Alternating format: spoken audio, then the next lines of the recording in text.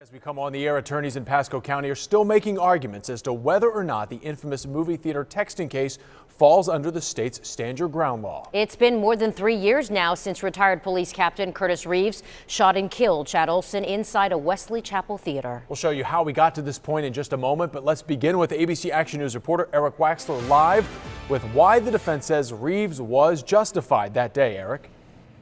Yeah, Jamison, inside this courtroom all day long, a judge has been listening to testimony. There is no jury here.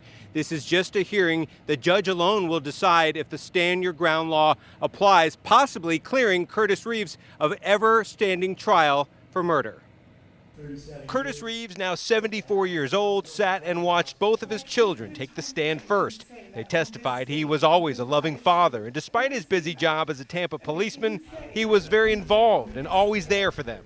I don't really remember, when I think back on my childhood, a time that he wasn't present. But now they say their once active dad is in failing health and doesn't even have the strength to pick up his granddaughter. But I can't put a time frame and say that on this date he couldn't tie his shoe, and I've seen that. And I can say a time frame on this day his fingers locked up and he couldn't hold the cereal spoon. But I've witnessed that. But prosecutors say his physical abilities don't matter. Reeves had no reason to shoot and kill Chad Olson during an argument over texting. Olson's widow sat front and center during the hearing. She was shot in the hand that day. His conduct was nothing but retaliation for the very embarrassing act of having popcorn thrown on a former police officer who was used to having people do what he said.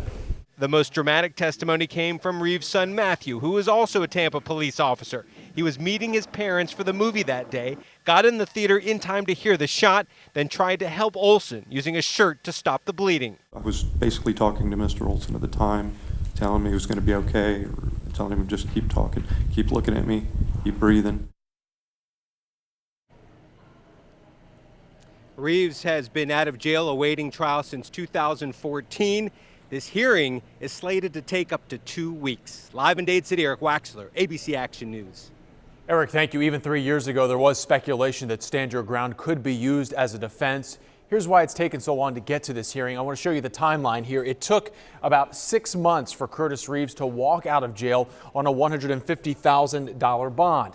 Back in January of last year, this very same hearing was delayed because the lawyers felt they didn't have enough time to prepare, and stand your ground cases are pretty complicated. And now here we are, more than 1,100 days after the shooting, and our legal expert says this hearing and its aftermath could delay the trial for at least another year, which could benefit Reeves because of the arguments his lawyer introduced today. I think that he is trying to establish that Mr. Reeves has some physical ailments that somehow make him a weaker human being than he would appear. The next step would be to try to establish that Mr. Olson was more of the aggressor. I don't know how he's going to do that without Mr. Reeves testifying. The stand your ground hearing could extend into next week or even longer. You can count on us to keep you posted on every development in this high-profile case. We'll also live stream and live tweet every hearing and send you a push alert through our app once a final decision is made.